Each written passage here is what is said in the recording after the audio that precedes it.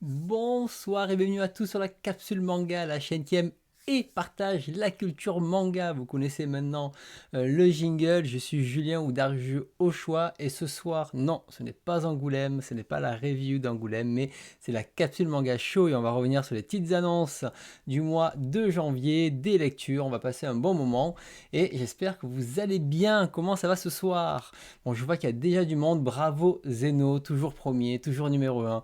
Félicitations, salut Furia, salut Nico, bienvenue, salut Musashi que j'ai vu à Angoulême, salut Clément, salut Cartimo, pareil on s'est croisé 200 fois à Angoulême, salut Boris, effectivement, même sur le chat, tu es 7ème, tu as encore perdu une place, donc attention, tu dégringoles dans le classement Boris, hein, tout doucement, hein. C'est le début de la fin, hein, je crois. Hein. Salut Marco Pouce, salut Bruce Wayne, salut Wariba, je t'ai pas vu à Angoulême là, un de mes meilleurs viewers, il est pas là quoi. Bon, on t'attend l'année prochaine. Hein. Salut Yuno, salut Lildor. Et Lildor qui avait un live ce soir qui finalement va venir s'endormir en écoutant ma voix suave. Écoute, n'hésitez pas, il va faire un petit reporting. Là, n'hésite pas à partager ton lien, Lildor. Sur la chaîne. Salut Mangas, pareil, n'hésite pas à partager ton lien, ça fait plaisir de te voir. Salut Pompon, dernier live, remerciement des Patreons. Ben oui, parce qu'effectivement, je ne l'ai pas coupé, mais je vais bientôt le couper, le Patreon. Mais bon, je peux laisser les noms, tu sais, ça peut rester 6 mois comme ça, c'est pas très grave. Salut Arnaud, j'espère que tu vas bien, ça fait plaisir de te voir en tout cas à Angoulême. Salut Calice. Ah, salut Furia, salut Mastermind, pareil, on s'est vu à Angoulême aussi. Salut Thomas, on s'est vu aussi. Et du coup, j'ai appris que Thomas, c'était le même Thomas que le Discord ou peut-être que c'est un autre, parce que peut-être que je confonds quoi. Salut, attends, l'ami Alex, pardon. Mais ça fait plaisir de te voir pour la première fois, c'est cool. Merci de passer dans le live, j'espère que tu resteras un petit moment. Alligato, on s'est fait même un petit repas tranquille. C'était vraiment très très cool. Donc voilà, oula, je vois que là, ça y est, ça y va, ça y va, ça y va. Voilà, partagez vos liens, n'hésitez pas. Il n'y a pas de souci, c'est le moment. Donc voilà, salut Aurélien, salut Rude. Voilà, non, ma copine veut me couper les cheveux là parce qu'il me dit c'est un peu trop long tout ça. Bon, écoute, pour l'instant, je laisse pousser. Hein. Couscous à l'ancienne, exactement. Exactement. Donc voilà, aussi petite nouvelle, j'ai remis, alors on va voir s'il marche, attention, oui ça marche, regardez, j'ai remis les messages, j'ai trouvé quelque chose pour mettre en avant les messages, hein, c'est pas bien ça, regardez-moi ça, waouh, c'est trop bien. Donc voilà, donc il faut que je pense à le faire parce que j'ai perdu l'habitude de le faire, mais ça y est, j'ai retrouvé un truc pour le faire, donc ça c'était cool quoi. Donc voilà, donc alors, j'aurais pu parler d'Angoulême, un peu comme tout le monde, et immédiatement on se jette dans le truc, on sort toutes les vidéos, les trucs et tout, effectivement j'y avais pensé. Le problème c'est que si je vous fais les news dans 15 jours, ça n'a plus d'intérêt, on est beaucoup trop loin. Et puis le deuxième point c'est que habituellement je prends à peu près 1000 photos par Angoulême. Cette année j'en ai fait 2400. J'ai vu 8 expositions, j'ai fait 3 masterclass, j'ai dû faire au moins 7 ou 8 conférences. Enfin bref, le programme était insane. Donc du coup, vous doutez bien que là, je me suis dit, on va se poser un petit peu, on va pas trier les photos, mais au moins prendre le temps quand même de bien les regrouper, etc. Et là, bon, j'avoue, je me suis dit, allez, on va faire ça à tête reposée le 19. Ça sera soirée diapo pendant 4 heures. On va s'amuser et ça sera l'occasion en plus de se dire, bon, c'était il y a 15 jours, j'ai vu plein de vidéos des autres youtubeurs et là, on va replonger dedans et en détail. Hein, parce que là, c'est 4 heures. Hein, je vous rappelle, ça va durer longtemps. Donc voilà. Et exactement, je n'aurai pas un mangas qui me dit 500 fois, on va aller manger au bureau, ça sera beaucoup plus pratique. Mais ça fait des bons souvenirs. Donc voilà, donc c'était très cool quoi. Ah voilà, donc c'est bien toi Thomas, effectivement, que j'ai croisé avec sa compagne, que j'ai appris qui regardait avec moi, enfin qui regardait avec lui, pardon, le live, donc coucou aussi, je vais pas dire son prénom, ça sera confidentiel. Mais voilà, donc ça fait plaisir quand on découvre que finalement, il y a même des personnes dans l'ombre là qui regardent aussi, c'est super cool quoi. Donc c'est cool. Donc voilà, en tout cas là, on va dire que pendant le festival, j'avais une patate d'enfer. Lundi, dimanche et lundi, ça allait. Et hier, ouf, je commence à avoir le contre-coup. Là, ce soir, j'ai les yeux là, ils commencent à piquer. Et oula, il faut, on va se réactiver parce que j'avoue que c'était des petites journées, enfin des grosses journées, des petites nuits à Angoulême. Et donc, et en plus, ce soir, il y a quand même un gros programme. Il y a plein de news intéressantes. Il y a des lectures, j'en ai même enlevé, je ne suis pas sûr de tout faire, ça sera décalé aux fois d'après. Donc il y a beaucoup, beaucoup, beaucoup de choses à voir ce soir. Donc j'espère que vous êtes chaud et que là vous êtes prêts à ce qu'on fasse le tour des news, etc. Oui, en plus, t'es rentré assez tôt, t'es arrivé assez tôt. Moi, j'avais le train toute la journée, je suis arrivé très tard, enfin presque à 6 heures le soir chez moi. Donc c'était une journée, je voulais lire tout le livre d'Ishinomori et en fait j'ai lu le premier chapitre et après j'ai dit non, j'ai pas l'énergie, je vais lire des conneries à la place, des histoires où on se prend pas la tête quoi. Allez, je vous propose qu'on commence. Bon, le point sur la chaîne, honnêtement, il y avait rien eu d'incroyable. Salut Mabo, bienvenue à toi. Le point sur la chaîne, il n'y avait rien d'incroyable depuis la dernière fois. On avait fait la soirée des 4 ans. Ceux qui n'ont pas vu la soirée des 4 ans, c'est l'occasion de vous essayer au quiz de fin qui a été très apprécié. Donc merci pour vos retours. Ça fait plaisir. Chaque année, je sais que le quiz est apprécié et que cette année particulièrement, ça vous a bien fait rire. Donc c'était un bon moment ensemble. Et puis après, bien entendu, vous avez les rediffusions classiques des chroniques. Voilà, donc n'hésitez pas à aller voir celle de la comics, notamment avec Supergirl, qui est vraiment super. Donc il faut y aller. Je sais que le quiz, tu l'as adoré cette année, Boris. Et je sais que tu l'as adoré. En tout cas, voilà, juste pour le plaisir, voilà, en le regardant à nouveau, j'ai bien rigolé. Voilà, sinon après, pas plus niveau news, hein, il n'y avait rien de particulier. Allez, ce que je propose, on commence dès maintenant. On va faire un petit peu le retour de l'actu qu'il y a eu donc en janvier 2025, donc au niveau des annonces comme d'habitude, au niveau de tout ce qui est donc l'actualité dans le monde du manga, l'actualité internationale. Donc voilà, il y a de quoi faire et je pense pas faire de planning aujourd'hui, donc ça sera pour les prochaines fois. Salut Yachine, bienvenue. Allez, vous êtes prêts? On y va. Vega chez France Travail, ça arrivera exactement bientôt. Alors, c'est vrai on est nombreux ce soir, ça fait plaisir. Merci d'être là à tout le monde. Salut Wu DDK, bienvenue. Alors, donc, partagez l'écran. On commence les annonces. Donc déjà, un nouveau manga de Tetsuo Hara. Donc du coup, Tetsuo Hara chez Clair de Lune.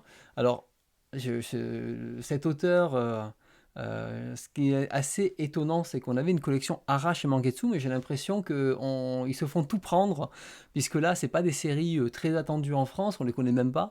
Et finalement, Clair de Lune avec l'Intrépide et maintenant celui-ci, c'est assez étonnant. Et il y en a même un deuxième. C'est-à-dire que là, ça c'est le premier là, mais il y en avait deux. Donc c'est même deux nouveaux mangas de Tetsuo Hara. Hop. Et donc le deuxième, c'est Nakabo Rintaro, beaucoup plus récent, on le voit hein, dans le design, que l'autre, avec l'économie japonaise en pleine tourmente. Alors, je sais pas s'il y en a que ça intéresse dans le public. Alors, c'est un peu pour moi des gros navets à lire en mode tu sais, juste consommation et on y va. J'aimerais bien voir moi, c'est le genre de truc que je pourrais lire en numérique, voilà, histoire de passer le temps, mais pas plus. Mais sachez que Clair de Lune, en tout cas, continue à mettre un petit peu le turbo, on va dire, sur des publications. Alors, j'ai pas regardé le nombre de volumes que ça fait. Ça fait quand même 9. Non, ça c'est l'Intrépide. Oups là, ils ont mis un mauvais lien vers le truc. Non, c'est ici, pardon. C'est moi qui ai mal cliqué. Ah non, non, ils sont bien trompés. Bon, c'est pas très grave. C'est celle-ci.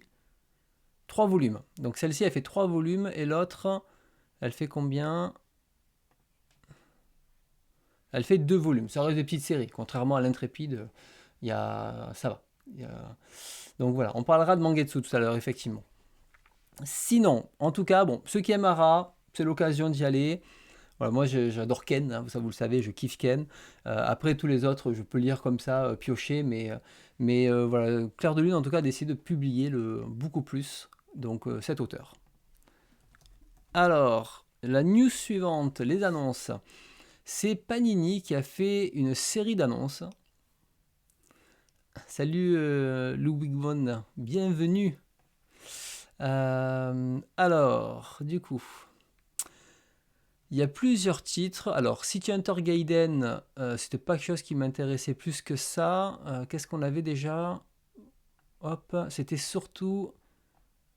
Voilà, il y avait 2 titres. Alors, il y avait celui-ci, qui m'intriguait, c'est-à-dire le fait que ce soit donc Amano qui fait ce titre-là, donc avec Wolverine et Elektra. En tout cas, visuellement, ça a l'air assez fou comme dessin. Donc ça m'intéresse fortement de découvrir un petit peu ce crossover comics manga avec le trait d'Amano. Et celui-ci m'intéresse moins, mais par contre, effectivement, ils ont annoncé une collection Yoshida, et ça fait plaisir. Et donc, même le premier titre, il est déjà sur les plannings. Donc, c'est-à-dire que là, si vous y allez, le premier titre, on l'a vu, ça sera donc Eve no Mori, qui est la suite de Yasha et qui est, je sais plus, sûrement en 3 volumes, un truc comme ça, je crois qu'elle n'est pas très longue. Donc voilà, ça sera la première série qui va arriver, et là il faut une collection. Donc c'est très cool, moi j'ai envie de lire de Yoshida, et je suis très content de Yasha Banana Fish bien sûr, et c'est une autrice que j'ai réacheté pareil pour ma collection. J'ai envie d'aller beaucoup plus loin avec ça. Donc pour l'instant, pas de révélation sur les autres titres. On en connaît un parce que ben, voilà, les sites de vente aident, mais sinon après, il y a rien, il y a pas plus d'infos. Je ne sais pas quand ils vont faire l'annonce, comment ils vont le faire, etc. Voilà pour ça, pour Panini. Donc enfin, la collection Yoshida, on en reviendra quand il y aura les annonces officielles. Et ensuite, comment ça s'appelle, le Electra qui me tentait pas mal. Donc ouais, ça sera cool quoi. Non, Yuno, j'ai toujours kiffé Ken, hein. Toujours, toujours, hein. Et d'ailleurs, j'ai fait 2 critiques sur Ken, enfin en 2 parties, et il y avait mon admiration pour Ken était là, quoi. Ensuite, alors, je continue. Il y a donc une annonce, alors elle date un petit peu parce que ceux qui sont allés à Angoulême l'ont acheté, mais le 13 février, il y avait plein d'infos sur le nouveau manga de Moto Hagio, Une infinité de jours et de nuits.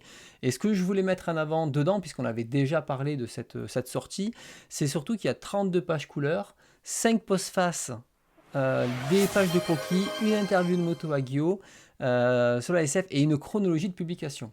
Donc c'est quand même pas rien. Ah oui, d'ailleurs, tout à l'heure, j'ai vu un sub. Désolé, j'ai oublié de te dire merci Arnaud. C'était au tout début. J'ai oublié de te le dire pour 13 mois d'abonnement. Donc c'est très très gentil. Alors, donc voilà. Et je l'ai. Hop. Il est là, le précieux. J'ai pas eu le temps de le lire encore, mais vu qu'il était vendu en avant-première à Angoulême, je l'ai pris. Je l'ai pris. Et donc, effectivement, on a tout le récit, comme là, c'est un beau bébé, hein. Et à la fin, voilà, à la fin, vous avez tout le texte, les croquis, les illustrations, une interview. Enfin bref, vous avez de quoi vous régaler. Salut Xiaomi. Oui, bon, le titre, il est un peu simple. Moi, bon, c'est pas, ça me gêne pas trop. Alors, voilà, donc en attendant qu'il y ait Star Red et qu'il y ait tout ça, on va voir celui-ci et ça devrait être très très cool. Donc voilà, donc ça donc ce bouquin-là. D'ailleurs, Manga Badass vient de sortir l'interview de Bruno Pham qui parle donc des nouveautés et du manga. Et il explique justement que ce manga est un shonen d'ailleurs par rapport à ce que Moto Hagio a l'habitude de faire, mais aussi qui a plein de divinités. Enfin, il y a beaucoup de choses très intéressantes. Il le compare un petit peu au Phénix de Tezuka, sans faire une comparaison frontale, mais dans le sens, dans l'inspiration. Donc, allez écouter l'interview. Et c'est c'est assez intéressant. Ça m'a donné envie de le lire rapidement, en tout cas. Il va pas traîner sur mon étagère, celui-ci. Et effectivement, c'est tiré d'un roman. Allez, on continue dans la news suivante. On a cette news. Hop, qui est... alors, c'est pas un titre qui m'intéresse, mais je trouvais que la démarche était très bien et il fallait le signaler. C'est donc Barakamon, une série qui est donc chez Kiun. Et cette série, elle faisait 18 tomes. Et de mémoire, Kiyun l'a arrêté, puisqu'il n'y a pas eu le succès qui a été rencontré. Elle était en arrêt de commercialisation, ou en tout cas, les volumes n'étaient plus trouvables depuis longtemps. Je vois que ça a du mal à chercher. Et là, ils ont décidé, malgré tout, de sortir le volume 19, qui est sorti au Japon. Donc voilà, Barakamon, voilà, donc 18 terminé, stoppé, voilà, commercialisation stoppée. Et je trouve ça, franchement, assez fou de se dire que mais même si la série, elle est plus trouvable, ils l'ont arrêté, ils vont quand même, au moins pour les fans, sortir un volume 19 pour que les personnes qui ont la série puissent l'acheter. Donc commercialement, ça reste quand même hyper risqué, hyper osé de faire ça, parce que personne ne fait ça en fait. Généralement, c'est hyper compliqué, et effectivement, c'est, comme tu dis, c'est sans précédent en fait. C'est pour ça que je l'ai noté. Parce que pour moi, effectivement, c'est sans précédent. Habituellement, c'est soit on arrête la série avant, soit on la termine. Mais si un nouveau volume ou une nouvelle série, on ne la fait jamais. Une saison 2, regardez, Subaru n'a jamais eu la suite. Je prends Top Secret, il n'y a jamais eu la saison suivante. Il y a beaucoup de séries comme ça où des fois, ben, il y a eu un volume de plus et finalement, on l'a jamais eu. Donc, moi, je dis bravo. Bravo à Kiyun de le faire. Donc ça, voilà, c'est à noter et j'espère que ça servira d'exemple pour d'autres éditeurs qui se diront, bon, quand même, on avait une série, on l'a accompagnée, certes, elle n'a pas trouvé son public, mais au moins pour le public, pour le remercier, on va sortir ce volume-là, même s'il est en petite quantité. Donc même si effectivement elle le réimprime pas, le réimprimer, ça serait racheter des droits, ça serait tout ça. Et je peux comprendre qu'une série qui a floppé, ils veulent pas réinvestir 18 volumes qui risquent de pas se vendre tout court, hein. Ça serait vraiment juste une perte d'argent pour eux, quoi. Voilà pour cette initiative. Donc bravo Kiyun. Alors, la news suivante. Enfin voilà, je sais pas ce que vous en pensez, vous, mais moi j'aimerais bien que pas mal d'éditeurs s'inspirent de ça en tout cas. Alors une news qui va ravir beaucoup de monde, c'est Pika qui annonce la collection de Clamp Universe. Donc c'est-à-dire tout la publication des œuvres de Clamp dans la nouvelle collection, une sorte de Perfect, une sorte de Perfect avec, je trouve que les couverts sont vraiment superbes. J'adore les couleurs, j'adore ça. Ah, on a atteint les 20 points d'abonnés. Donc je ne sais pas qui l'a donné à la fin. Mais en tout cas, l'objectif est atteint, ce qui veut dire qu'à la fin de la soirée, on va pouvoir voter pour la prochaine lecture de la communauté. Voilà, ça va être cool. Puisque j'ai déjà lu Monster, j'ai pas écrit la chronique, mais j'ai déjà lu Monster. Donc tu sais très bien que Bouddha ne ressortira pas, Maurice. Tu le sais déjà. Donc voilà. Donc bienvenue Freaky Wood, non, Freaky Freaks. Bienvenue à toi. Alors, donc réédité Clamp, il y a beaucoup de mangas. Ce qu'il faut savoir, donc voilà, donc il y a Tokyo Babylon surtout qui va revenir, série qui est vraiment très bien, un de mes premiers Clamp. Même si moi à l'époque j'étais, on va dire, peut-être pas assez mature pour apprécier l'œuvre à sa juste valeur, j'avais quand même passé un bon moment. C'est juste que la manière de raconter était très surprenante pour l'époque, et j'aimerais bien le relire aujourd'hui, Tokyo Babylon. Je n'ai pas gardé mes tomes à l'époque, et j'avoue que ben, c'est une bonne nouvelle pour les fans. Et ce qu'ils ont dit, c'est que tous les titres qui aujourd'hui sont déjà dans la collection actuelle arriveront au fur et à mesure dans cette nouvelle collection. Donc si vous êtes patient, vous attendez la nouvelle collection et vous achetez, bien sûr c'est celle-là. Si vous n'êtes pas patient, vous avez quand même déjà pas mal de choses qui sont sorties. Par contre, dans les titres, ils ont annoncé donc XXX Holic, alors, pour la prononciation, on reviendra, bon, Tokyo Babylon et Clamp School Detective. Alors, Clamp School Detective, bon courage, hein, ça c'est... Moi je l'ai lu ça à l'époque, et j'ai lu beaucoup de Clamp à l'époque, hein. C'est un peu dur, je tiens à le dire, donc faites attention à certains titres. Tous les titres de Clamp ne se valent pas, surtout les vieux. J'ai pu lire des trucs, genre le voleur aux mille visages, du claclon, je sais plus comment ça s'appelle, un truc comme ça, Wish, enfin des trucs, c'était dur à lire, quoi. Donc voilà, il faut pas hésiter à acheter, à découvrir, on va dire, tout ça. Non, ça n'a jamais été un manga de chez Noévé XXXolic, hein. Ça a toujours été chez Pika avec Tsubasa Chronicle. Donc voilà, moi je vous conseille en tout cas Tokyo Babylon, bien sûr. Et après, dans la nouvelle collection déjà, achetez celui-là. Après, XXXolic, c'est là où j'ai arrêté. Moi, à partir de Shobit, j'ai arrêté de lire Clamp, ça me saoulait. Et ça sera en numérique. Alors ça, c'est vrai, effectivement, j'ai pas vu s'il y avait une version numérique ou pas. Donc voilà. Et si je prends... Attends, il y a un deuxième lien avec un planning, on va y aller. Avec un, il n'a pas envie de copier. Hop, on y va. Coller. Donc...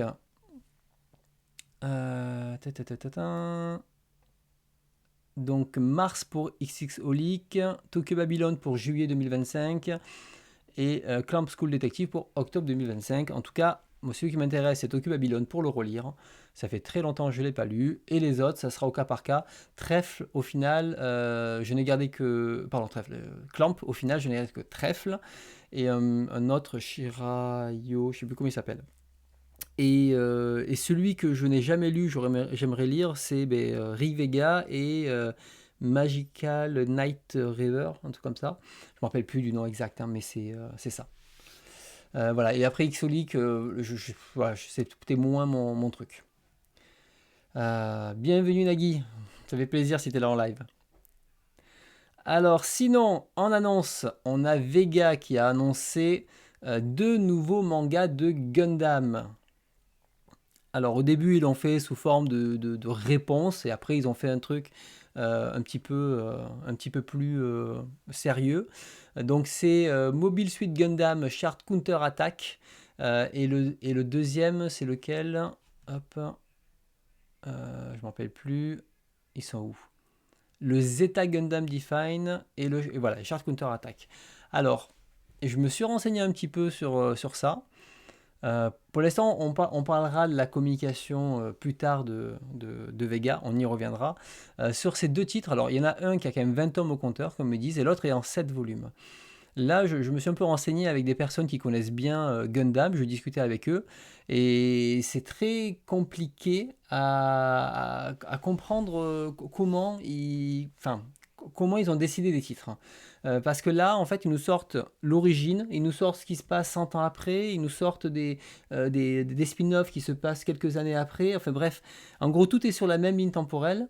Et c'est un peu comme si aujourd'hui, on découvrait Dragon Ball et l'éditeur décide de dire, bah alors je publie Dragon Ball, Dragon Ball Z, Dragon Ball GT et Dragon Ball Super en même temps. Et maintenant, amuse-toi à connaître l'histoire. Et ça fait un peu bizarre en fait, la manière dont ils publient ça. Alors que pourtant c'est dommage, parce qu'il y a la timeline officielle, et puis ensuite il y a les timelines à côté qui sont des histoires parallèles, ou alors des versions alternatives. Ils auraient pu très bien faire ça, et puis quand Origin est fini, hop, ils passent sur Unicorn, ils passent sur le reste. Et c'est ultra confus, effectivement, c'est le mot. Et la chronologie, voilà, elle est un petit peu compliquée. C'est ultra confus, et le problème c'est que il y a pas de... Enfin, vous prenez Gundam The Origin, Il y a zéro document à la fin qui vous dit voici la timeline, les trucs et de l'aide. Enfin, je comprends pas. Quelqu'un qui rentre là-dedans, il est totalement perdu. Alors, bonne nouvelle, ça sort. C'est cool d'avoir du Gundam. Par contre, ça serait bien qu'ils aient comment ça s'appelle? Ça serait vraiment qu'ils aient du numérique. Parce qu'honnêtement, tout ça, moi, je ne l'achèterai pas en physique. Je vais pas faire une collection de 100 mangas Gundam chez moi. Donc, et tout se vaut pas. Donc sortez du numérique s'il vous plaît, qu'on puisse le lire. Et encore mieux, sortez-le sur Manga.io dans l'abonnement, que je puisse découvrir ça.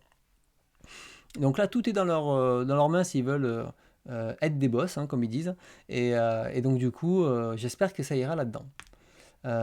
Mais voilà, moi, clairement, l'origine, je le prends en physique. Le reste, ça sera que dématérialisé, comme toi, Mangas. Donc, bienvenue, Céline.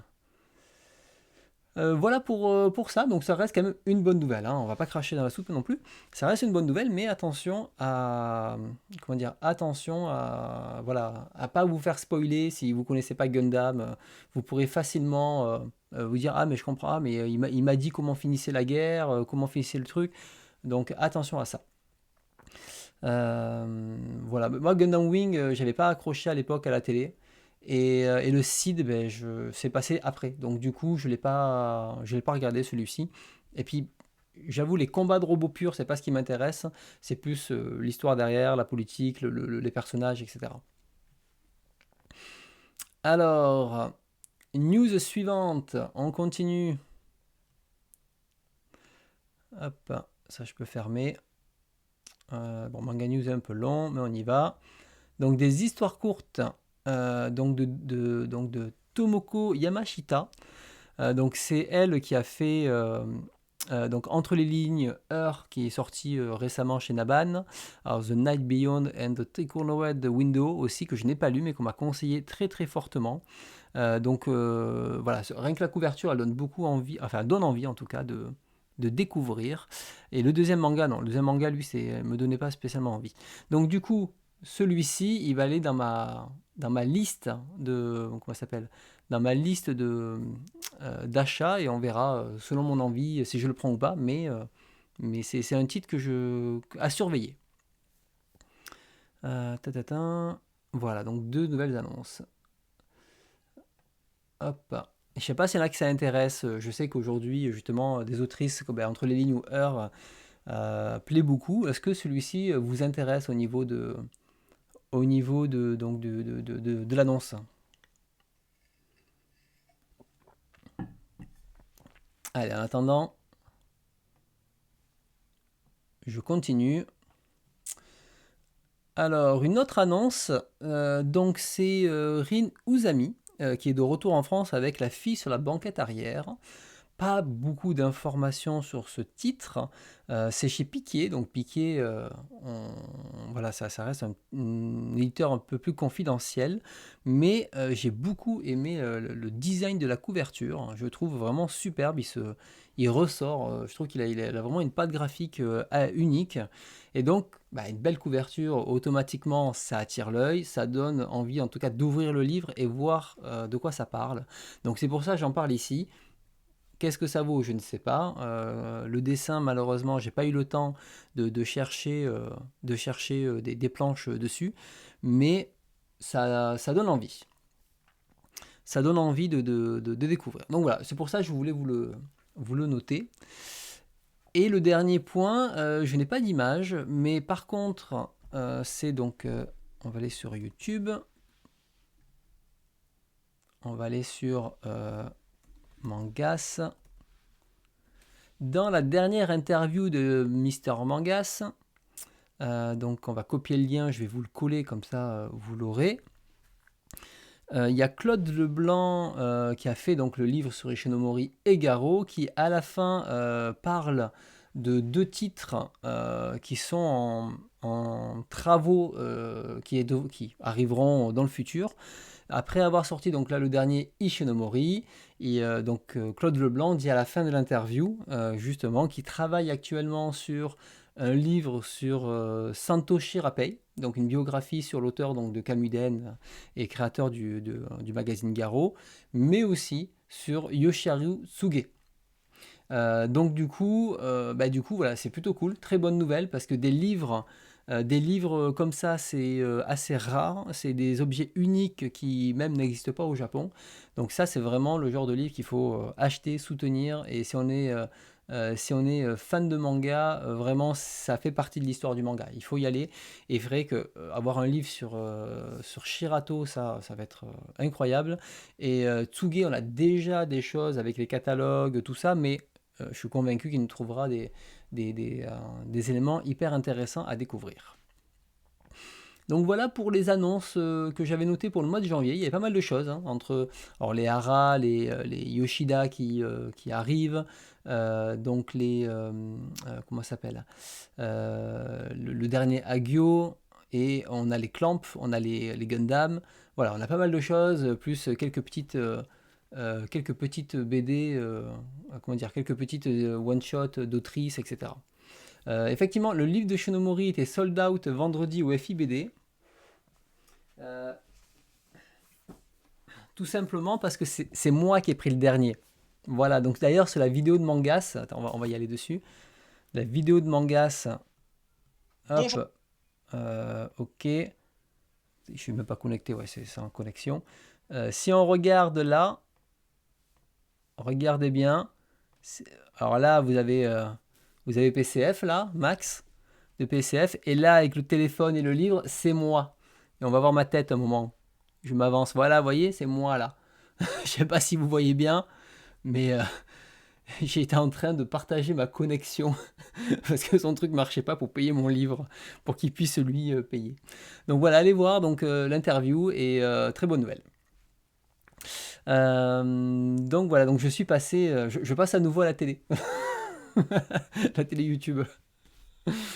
Alors, je propose que on continue maintenant la deuxième section, c'est-à-dire autour du manga. Effectivement, hein, je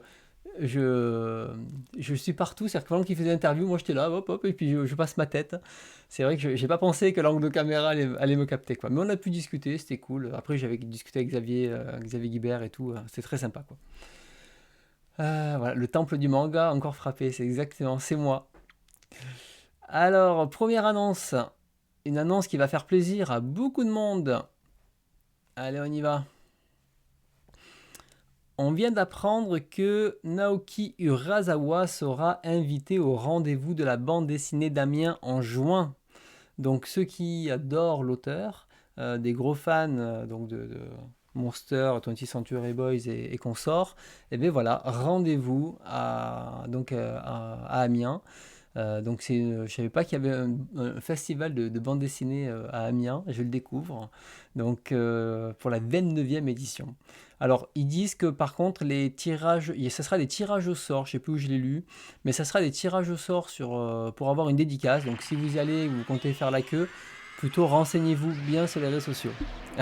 Merci pour le Kamehameha. Voilà, donc oui, mais Arnaud, t'as toutes les dédicaces, toi. Même les auteurs morts, t'as les dédicaces. Arnaud est très fort pour chauffer tout ça. En tout cas, je vois que David, toi, t'es chaud. Tu vas te régaler. Moi, j'aime beaucoup Urasawa, enfin beaucoup. J'aimais beaucoup Urasawa, mais avec le temps, j'avoue que mon amour pour lui s'est étiolé. Et la lecture de Monster a été plus compliquée que prévu. Et je laisserai en tout cas la dédicace aux autres. Et je ne pense pas aller là-bas, à moins que le festival vraiment vaut le coup. Mais j'irai plus pour le festival que pour Urasawa. D'ailleurs, en 2018, quand j'étais allé à Angoulême, il y était aussi. Et j'avais fait que l'expo, et c'est tout, quoi. Donc voilà. Alors, je continue. Ensuite, Crunchyroll qui annonce lancer une app dédiée au manga. Donc, concurrence directe à la Shueisha. Donc, 2025, avec très certainement une offre d'abonnement, hein, ce n'est pas précisé. Il faut savoir que Crunchyroll avait déjà une application de manga dans le passé. Je vous en avais déjà parlé au début de la chaîne, c'était uniquement en anglais, il n'y avait pas un catalogue ouf dessus, mais on pouvait lire. Moi, c'est là-dessus que j'avais lu le titre de Shimizu dans L'intimité de Marie. je l'avais lu sur cette application-là. Alors, elle était vieillotte, l'application. Mais on pouvait lire les planches et ça fonctionnait bien. Là, surtout, ce que je vois, c'est que, bon, ben, Crunchyroll, qui est quand même un gros média, là, il a décidé de faire un peu opposition, faire une autre offre. Alors, à voir comment ça va marcher, parce que Crunchyroll, c'est pas un éditeur de manga en soi. La question, c'est plutôt, là, ça serait plutôt face à Mangayo en France. Si demain, ils arrivent avec tout leur catalogue Crunchyroll, ben, du coup, ça sera... comment dire, ça sera plutôt un peu en frontal, donc on aura peu de chance d'avoir le catalogue Crunchyroll sur Manga.io. C'est surtout ça que je vois. Bon, l'un n'empêche pas l'autre, hein, ils peuvent mettre une partie du catalogue et faire venir des gens. Pour l'instant, c'est qu'en anglais, mais c'est important de le mentionner parce que ça arrivera bientôt. Alors, je l'aurais mis dans les trucs internationaux. J'aurais pu le mettre là parce que je pensais que ça arrivait en français. J'avais vu Canada, mais en fait, c'est uniquement en anglais. Donc, c'est pas grave. Il va dans l'actualité autour du manga. Voilà, bon, après les commentaires, on s'en fout. Donc, c'est à suivre, une affaire à suivre. Donc pour Rezawa, c'est des conférences, des rencontres, je fonce. Mais c'est que la dédicace, bof. Ok. Et c'est tout petit, Amiens. T'infliges pas le déplacement pour ça. Ok, bon, ben c'est noté. Allez, on arrive à la grande news que tout le monde attend. Justement, ben, Vega Dupuis. Alors on va peut-être commencer d'abord par celle-ci. Hop là. On a appris, je vais le refaire dans l'ordre. Donc ça sera mieux. Salut Docta Peppa. Alors, on a appris que suite à un commentaire, sur booster les ventes de manga, machin et tout, toujours pareil sur Twitter, ça se chamaille très facilement. Et du coup, hop, un moment, Vega Dupuis qui rit et les puces. Toute l'équipe en interne a changé chez Vega depuis novembre. Maintenant, il n'y a que des boss ici et on compte faire bouger le manga français. Oui, c'est un peu ça. Donc, on compte faire bouger le manga français. Donc là, qu'est-ce qu'on apprend ici? Bon, que toute l'équipe a changé. Donc, effectivement, il y a une communication qui est un peu différente depuis un petit moment sur les réseaux.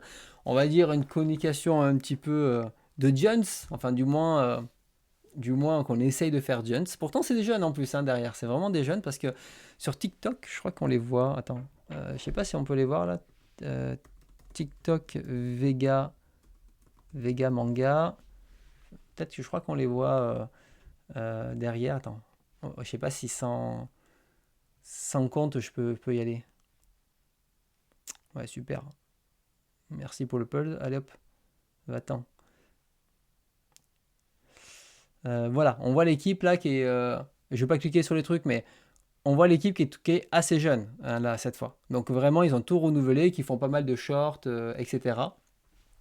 Et donc voilà, on les voit, vous les voyez en détail. Donc toute l'équipe a changé. Donc sur ça, on se dit, bon, ben ok, l'équipe a changé, mais c'est l'équipe de com, bon, ça va redynamiser un petit peu. Bon, il y a eu, bon, bien sûr, un petit peu de, bon, ben, la condescendance, le machin, ça se renvoie la balle, ça n'hésite pas à rentrer dedans, voilà, comme tu veux ma belle, etc. Je laisserai libre à chacun d'interpréter si c'est une bonne communication professionnelle ou si on doit maintenant parler comme si tu étais mon pote sur les réseaux. Après, honnêtement, j'ai même pas d'avis. C'est-à-dire que oui, c'est gênant, j'avoue, mais en même temps, aujourd'hui, Vega, il parle pas à des quarantenaires, hein. Il parle je veux dire des gamins de 15 ans, parce que quand tu en as 43, ça, du coup, quand tu as 15 ans, ça fait des gamins. Mais il parle à des jeunes de 15 ans, 20 ans, qui ont plus la même manière de communiquer, plus la même manière de réagir sur les réseaux sociaux par rapport à nous. Je pense que la question, il faut pas la poser à nous plutôt, mais et voir si pour nous c'est gênant, mais plutôt le poser à cette génération-là. Est-ce que tu as 15 ans, 20 ans, on te dit ma belle, t'es cool, vas-y, wesh wesh, tout ça. Est-ce que toi, tu as envie de lire ça quand tu as 15 ans? Est-ce que ça marche? C'est plutôt ça. Parce que, à la limite, la communication de Vega nous plaît pas à nous. Bon, j'ai envie de dire, ils s'en moquent un petit peu parce que on n'est quasiment pas la cible de leur catalogue. Donc, à voir. Après, moi, c'est pas une communication qui me plaît. Je suis pas ton pote non plus. Je dis pas qu'il faut être un costard-cravate et coincé du cul comme ils ont été pendant des années, les éditeurs, mais je pense qu'il y a un entre-deux. Il y a un entre-deux, ça va peut-être un petit peu trop dans la familiarité, et je pense on peut faire mieux que ça, quoi. Donc ouais, donc ils sont un peu calmés, mais là dans les dernières communications, typiquement on le voit, c'est ah regardez, ils postent 7 trucs de Gundam et ils disent regardez une licorne comme c'est magnifique avec une image de Gundam Origin. Voilà. Voilà, donc c'est là où on voit la méconnaissance des licences, on voit la méconnaissance du truc, et en même temps, on peut pas leur en vouloir, hein. S'ils ont tous maximum 25 ans, on peut pas leur demander de connaître parfaitement Gundam, hein. Moi, je le découvre à 43 ans, donc voilà. Donc je laisserai, je vous laisserai décider. Donc oui, c'est hyper pro, mais est-ce que les gamins de 15 ans, ils ont envie d'une communication comme ça? C'est pas une histoire de respect, hein, c'est une histoire. Qu'est-ce que tu acceptes toi comme communication, dans le sens où, tu vois, par exemple, regarde, je vais donner un exemple, Alligato. Quand No Life a commencé, alors No Life, ça restait quand même toujours très pro, on est d'accord. Mais le fait qu'ils montrent l'envers du décor, le fait qu'ils soient honnêtes avec les chiffres, avec l'état de la chaîne, avec tout ça, ils ont été énormément décriés pour faire ça. Alors même si c'était pas avec ce ton comme ça, hein, mais pour l'époque, c'était absolument pas professionnel de finalement montrer des éléments de la réalité de la chaîne, ou même montrer l'envers du décor, comment ça marchait. C'était moqué et très mal pris.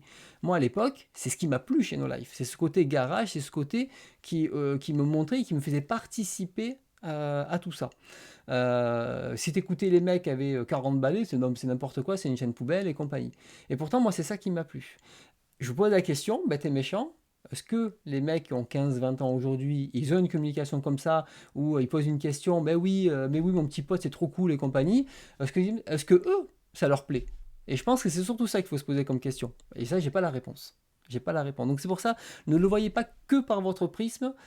C'est pas pour refaire. Je fais un peu l'avocat du diable. Moi, ça me plaît pas, hein, cette communication, je vous le dis. Mais je fais un peu l'avocat du diable dans le sens, voilà, est-ce qu'il faut faire ça? Par contre, voilà, la joute verbale, où l'un se traite de boomer et compagnie, tout ça, voilà, c'est fait sur le ton de la plaisanterie. Je rappelle qu'on ne lit pas. Il n'y a pas l'intonation dans les messages quand il y a du texte. Mais bon, on va dire que c'était fait sur le ton de la légèreté de la plaisanterie et qu'à l'écrit, ça passe mal.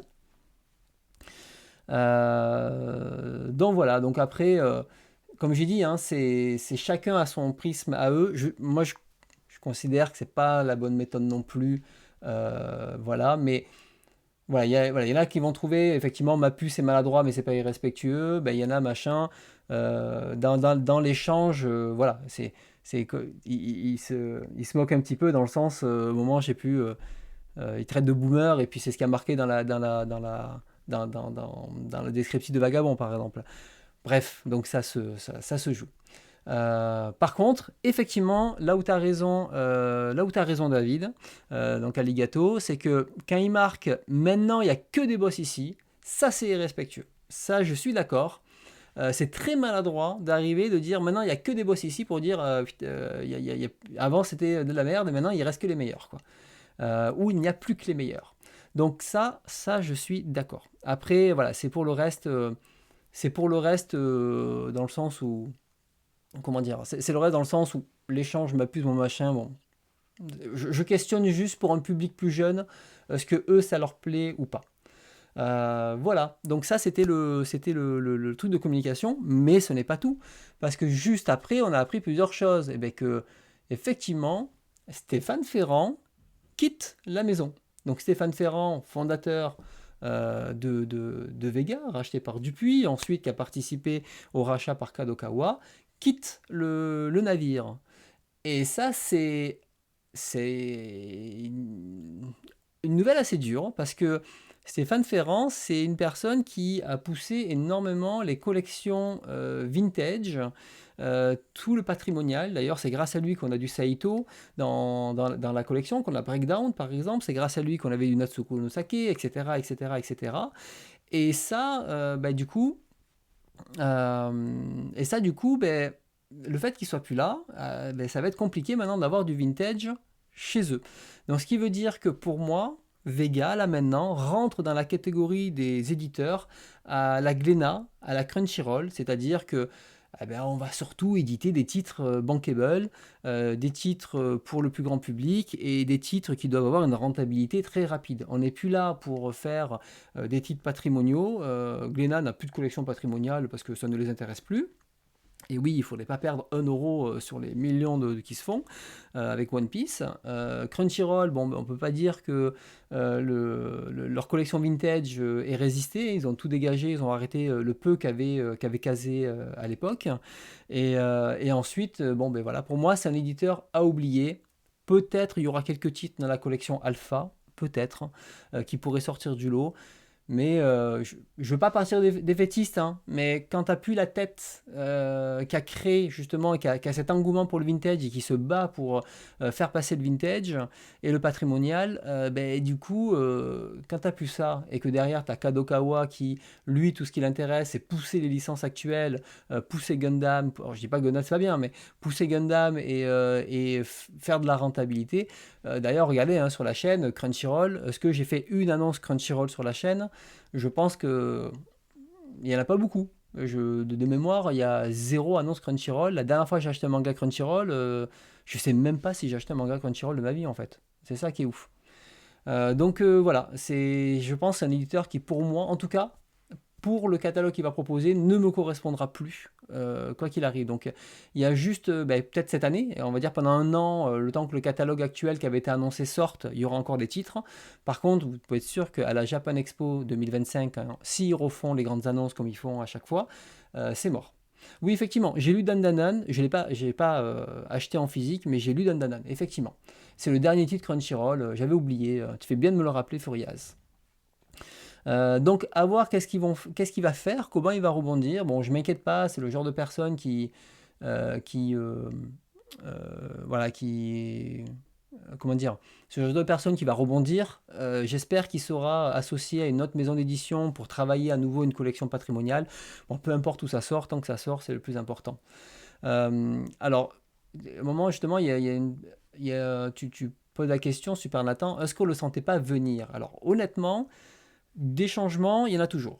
Terre achetée, il y a des compressions, des fusions de personnel, il y a plein de choses comme ça. Par contre, que toute la tête, toute l'équipe et la tête éditoriale changent, parce qu'il y a aussi, alors j'ai perdu son nom, mais la personne qui fait Mangavore, hop, la personne qui fait Mangavore, est-ce qu'on l'a ici?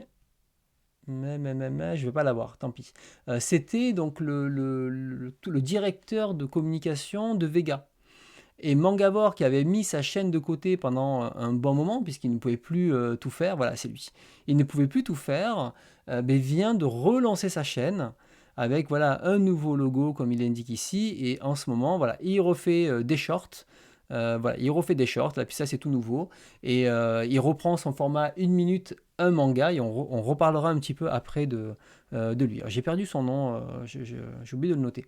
En tout cas, donc à la fois le responsable de communication est parti, le responsable, le directeur éditorial est parti, toute l'équipe est partie. Qu'est-ce qui s'est passé aujourd'hui? Ben, je ne sais pas. Dans le sens, est-ce que ça a été un plan de licenciement massif et ils sont partis avec un chèque et puis hop, c'était réglé et puis c'était comme ça que ça devait marcher? Est-ce qu'il y a eu embrouille entre ben, la nouvelle direction et la direction en place et en fait les têtes ont sauté puis l'équipe a sauté aussi? Est-ce qu'ils sont partis d'eux-mêmes? Je sais pas, il n'y a pas de détails, de toute façon ils l'ont pas dit. Stéphane Ferrand, il a mis à jour son truc puis il y a eu cet article qui a été annoncé en disant bon ben, bien sûr il reste très professionnel avec une petite citation en disant voilà que il souhaite le meilleur et qu'il y a un travail formidable qui a été fait, etc. Mais pour lui voilà, il est temps de passer à de nouvelles aventures hein. Et donc voilà, ça, bien sûr hein, il restera toujours très pro, c'est normal hein, il va pas se griller. Mais voilà, donc Vega, à voir l'évolution, mais avec le rachat de Kadokawa, je ne pensais pas que il se ferait dégager comme ça, pas aussi vite en tout cas. Généralement, quand on rachète une boîte, on garde au moins les dirigeants actuels pendant 1 an, 2 ans pour maintenir le bateau jusqu'à que ce soit bien absorbé. Ben là, ça n'a pas été le cas. Donc voilà. Bon, des jeunes qui s'intéressent au rétro, je pense pas qu'il y en ait tant que ça, hein. Honnêtement, Glénat, les premiers titres de Gutanabe, ils les ont ressortis par opportunisme parce que les versions Kiun se vendent très bien. Et Yann, honnêtement, Yann, c'est super bien gratté. C'est typiquement le genre de titre qui peut plaire, qui plaît à tout le monde parce que c'est dynamique. L'histoire, voilà, c'est l'histoire, mais c'est hyper dynamique, c'est hyper fluide, c'est hyper beau. Donc moi, Yann, j'ai pas les chiffres, mais je suis sûr que ça s'est très très très très bien vendu. C'est Sébastien, merci Mangas, Sébastien. Et effectivement, donc justement, Mangavore a été interviewé par Badass et on va y revenir. Donc voilà, je regarde un petit peu vos commentaires. Donc voilà, bon en tout cas, c'est fin pour Vega. Alors, bien sûr, ma vignette était un petit peu aguicheuse, hein. Le but c'était aussi montrer que c'était assez violent, moi je trouve. Quand je mettais justement l'affiche On va tous à France Travail, ben, du coup, oui, c'est vrai, en fait, toute l'équipe a dégagé, quoi, si je comprends bien. Donc ça n'a pas dû se faire dans la douleur, enfin dans la douceur. Et c'est ça qui est assez surprenant, hein. Donc bon, on verra. Alors, dites-vous bien que les tomes Yann, donc les tomes manga collect, je peux vous assurer des fois quand on me donne certains chiffres, vous pouvez multiplier par 7 des fois, par 10 le manga collect. Donc c'est vraiment pas une référence. Par contre, on sait qu'il y a minimum 1300 pour le tome 1. Mais moi je suis convaincu que Yann ça s'est vendu minimum à 5000 exemplaires sans problème, hein. Mais j'ai pas les chiffres. Donc quand j'ai les chiffres, je peux vous dire des estimations, mais là j'ai pas les chiffres. Non, mais ils annuleront pas des titres comme Open Squad, c'est les titres du catalogue, ça ils continueront. Alors on continue, justement, on va sauter sur une autre nouvelle, puisqu'il y a les éditions Petit à Petit qui lancent leur label de manga. Et avec plusieurs titres, alors je vais revenir dessus, donc j'en parle parce que c'est un nouveau label qui se lance, donc un nouvel éditeur qui arrive sur le marché du manga. Et j'en parle parce qu'effectivement, dans la dernière interview de Badass, parce qu'ils ont tout balancé leur vidéo, ils n'ont pas attendu, Manga Badass. Dans la dernière interview de Manga Badass, donc on va faire vidéo. Donc ici, je vais vous partager le lien. Il a interviewé justement Sébastien. Et Sébastien va être le responsable de collection, pas de communication, mais de collection. Et dedans, dans cette vidéo, il explique un petit peu la collection, qu'est-ce que c'est, etc. Donc, en plus de faire, là, lui a directement rebondi chez Petit à Petit. Et donc, Petit à Petit, eux, ils veulent faire ce qui s'appelle des docu-mangas. Donc, les docu-mangas, ça va être des titres qui vont parler, donc soit par exemple là, des idoles. Le deuxième, c'était quoi? Donc le sabre. Et là, c'est un chef sushi. Donc c'est ouais, maître sushi, pardon.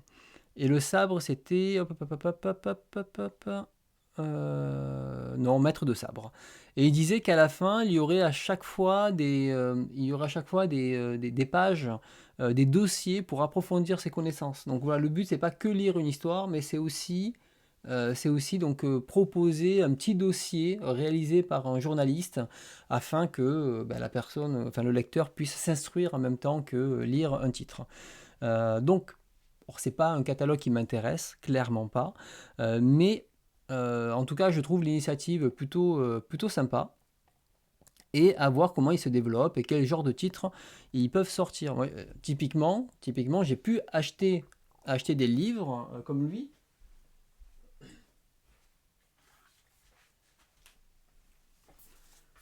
Hop, je vous mets en face cam.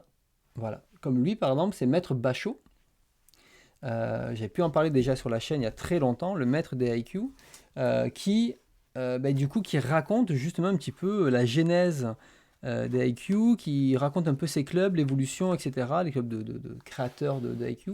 En soi, le bouquin, voilà, le dessin est très générique et tout, mais c'était instructif. Et à la fin, vous voyez, vous avez vous avez des explications en plus. Vous avez des exemples, vous avez justement des poètes qu'on fait justement des haïkus, ils expliquent voilà, l'origine, etc. Et c'est un peu ça. Et finalement, ben, moi, ça m'a plu, c'est un livre que j'ai envie de garder, que je relirai un jour, et je me dirai, ah oui, c'est cool, ça m'a appris quelque chose en fait. Donc le public, je m'inquiète pas trop, il y en a. Ça peut être un public de parents, ça peut être un public comme moi qui à la limite, ah, t'es ce sujet-là, moi, en lire, ça m'intéresse pas, des haïkus, mais par contre, découvrir l'origine, le sens ou avoir une sorte d'introduction, ben, c'est toujours intéressant.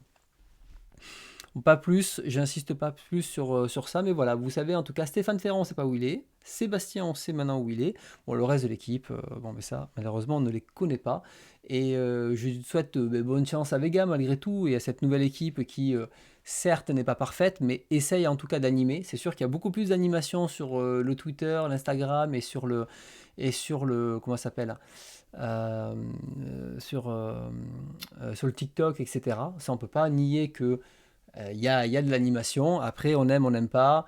Je pense que bon, de toute façon, d'eux-mêmes, ils se calmeront un petit peu parce que si à chaque fois ils se prennent une insulte, dès qu'ils commencent à être un petit peu trop familiers, ils comprendront d'eux-mêmes que selon le réseau, selon le public, etc., il faut quand même avoir un certain ton un petit peu plus respectueux, même si tu peux te la jouer un peu plus cool.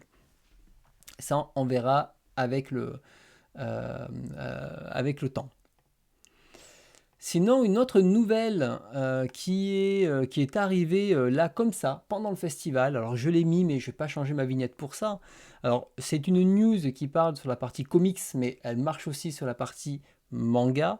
C'est Sullivan Rouault, responsable éditorial chez Bragelonne, enfin pardon, chez Mangetsu et iComics, qui sont rattachés au groupe Bragelonne, quitte du coup ses fonctions. C'est un ras-le-bol pour lui, de ce qu'on comprend.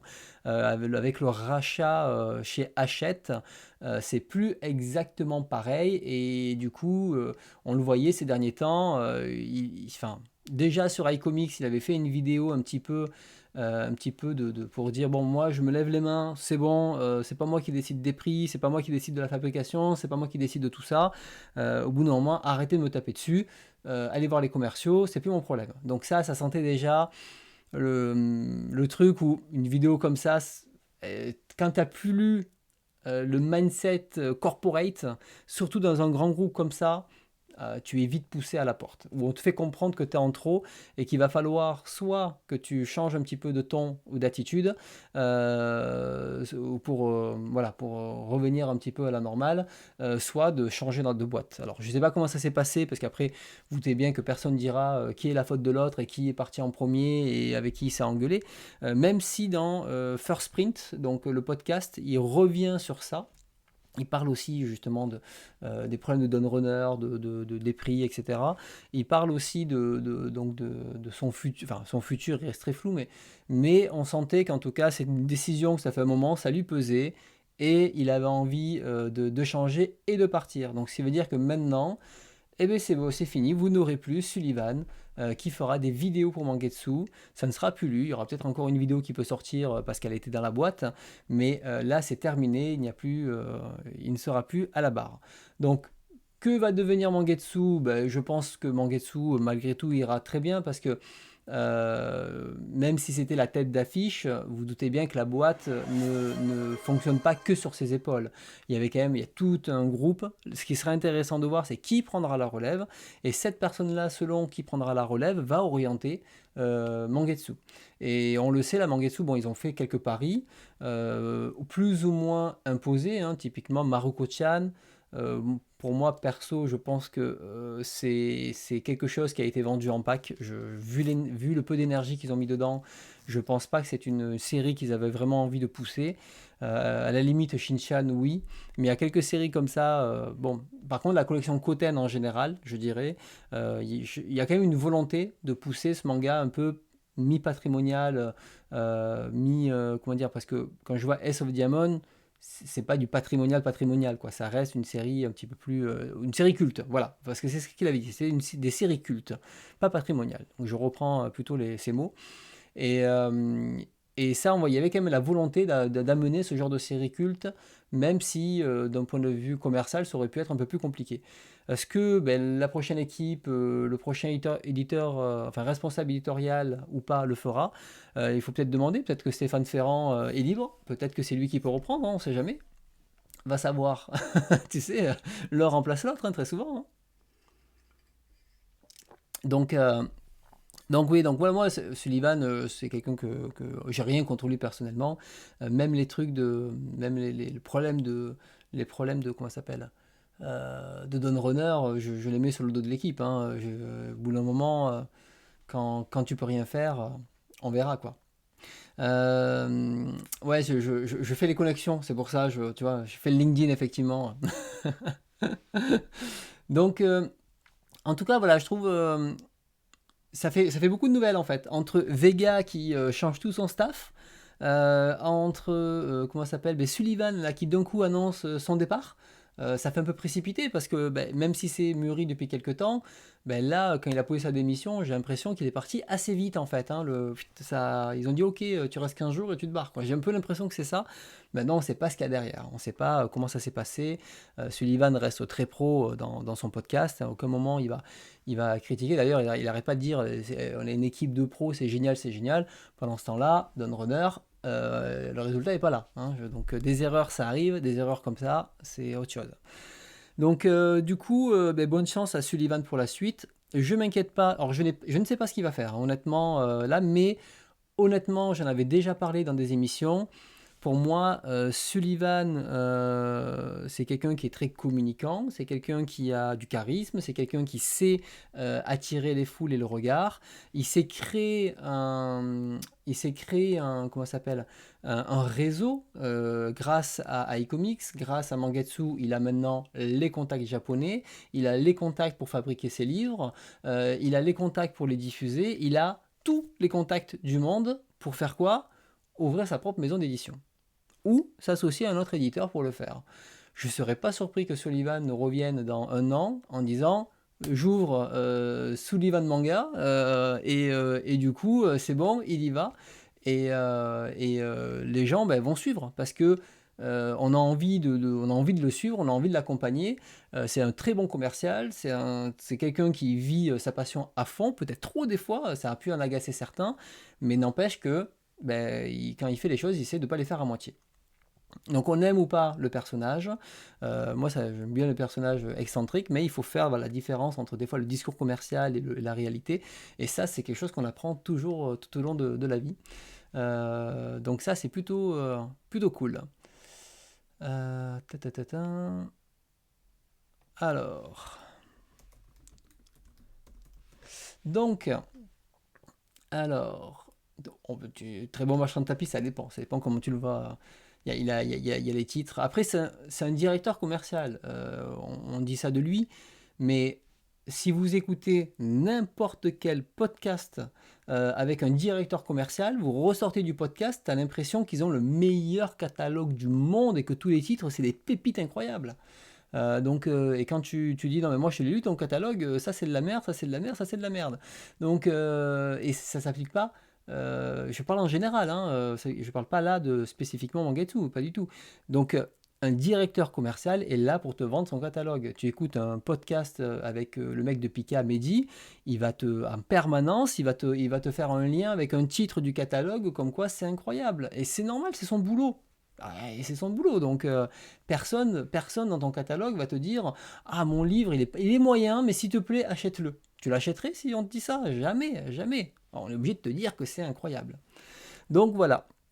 Non, des infos pour le lettrage qui partent en Inde chez Vega, économie d'échelle. c'est tout ce que je vais dire quoi. Donc voilà. Oui, c'est la déception d'avoir acheté des vendus survendus, mais après, chacun s'est créé une attente particulière, et voilà quoi. Voilà, moi je sais que je ne me suis pas fait avoir par les discours et du coup ça n'a pas joué dans mon avis dans les œuvres. Maintenant, j'avoue que je me suis déjà fait avoir dans le passé, notamment au début avec Ki-hoon qui avait des communications très agressives. Et puis quand j'ai commencé à lire les premiers titres de Ki-hoon, j'ai fait oula, c'est pas pour moi ça. Et au bout d'un moment, j'ai compris que non, bon, ok, il faut que j'arrête parce que quand t'écoutais Ahmed, bah, il a les meilleurs titres de l'univers. Allez, je propose qu'on continue. En tout cas, c'est une grosse nouvelle. Et donc, bah, du coup, ça fait bizarre. Ça fait vraiment bizarre comment dire, qu'il y ait autant de changements d'un coup. Presque, j'en veux à Sullivan de ne pas avoir attendu là, tu vois, là, maintenant. Il aura annoncé à partir de demain ou dans une semaine, ça aurait fait ma vignette pour le mois d'après. Donc ça, je t'en veux, Sullivan. Du coup, j'aurais pu faire ma vignette avec toi. Donc c'est un peu dommage, t'as raté ton coche, quoi. D'être en haut de l'affiche, sur ma chaîne. Donc voilà, c'est juste ça que je lui en veux.